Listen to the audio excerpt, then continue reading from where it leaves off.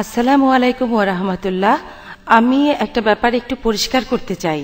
আপনি একটা হাদিস বলেছেন যে বিয়ে করলে অর্ধেক দিন পূরণ করে।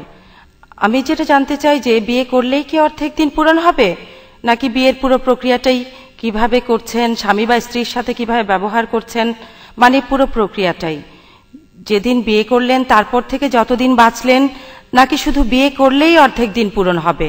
বোন, আপনি খুব সুন্দর প্রশ্ন করেছেন। একটা হাদিসের কথা বললেন যে বিয়ে করলে অর্ধেক দিন পূরণ হয়। এখানে কি বিয়ে করলে অর্ধেক দিন পূরণ হবে নাকি পুরো প্রক্রিয়াটাই ধরতে হবে?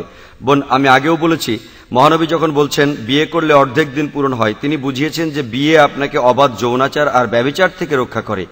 বিয়ে একটা ধারাবাহিক প্রক্রিয়া, এর উপর অনেক হাদিস আছে।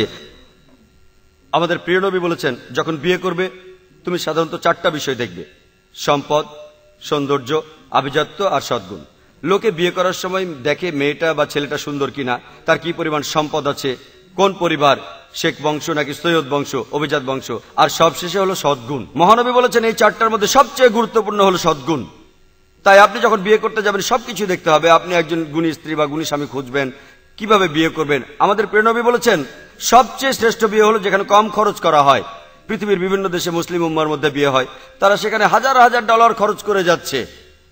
এখানে যেমন রিঙ্গিত, তারা অনেক বেশি খরচ করে। পবিত্র কোরআনে সূরা ইসরার 25 এবং 26 নম্বর আয়াতে আছে, যারা অপব্যয় করে তারা শয়তানের ভাই। তাই জীবনসঙ্গী বেছে নেওয়া, কিভাবে বিয়ে করতে হবে সাধারণভাবে, সুন্নাহ মেনে, এইসবই। তারপর কিভাবে সন্তানদের বড় করবেন, বিয়ের পর স্ত্রীর প্রতি বিশ্বস্ত হবেন, এমন না যে বিয়ের পর আপনি ব্যভিচারে লিপ্ত হবেন। এইভাবে অর্ধেক দিন পূরণ হবে না। মহানবী বলেছেন তোমাদের মধ্যে সেই ব্যক্তি সর্বোত্তম যে তার স্ত্রীর কাছে ভালো। কিভাবে স্ত্রীর সাথে ব্যবহার করবেন, পবিত্র কোরআনে সূরা আল নিসার 19 নম্বর আয়াতে আছে, তাহার সহিত সৎভাবে জীবনযাপন করিবে যদিও তাকে অপছন্দ করো। যদিও তাকে অপছন্দ করেন, কোরআন বলছে তার সাথে সততার সাথে জীবনযাপন করতে। পুরুষরা যৌতুক নেয় প্রাচ্যের দেশ যেমন ইন্ডিয়াতে স্ত্রীদের কাছ থেকে। ইসলামে আপনি দেবেন দেনমোহর। বিয়ে করলে আপনাকে একজন ভালো স্বামী হতে হবে, বিয়ের পর সন্তান সন্ততি হলে হতে হবে একজন ভালো মা বা ভালো বাবা।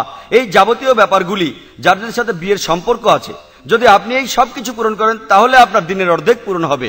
ভালো মা হওয়া, ভালো বাবা হওয়া, ভালো স্বামী হওয়া, ভালো স্ত্রী হওয়া, অপব্যয়ী না হওয়া, এই সবকিছু, ব্যভিচার থেকে দূরে থাকা, সমকামিতা থেকে, অবাধ যৌনাচার থেকে, এই সবকিছু পূরণ করতে পারলে আপনার অর্ধেক দিন পূরণ হবে।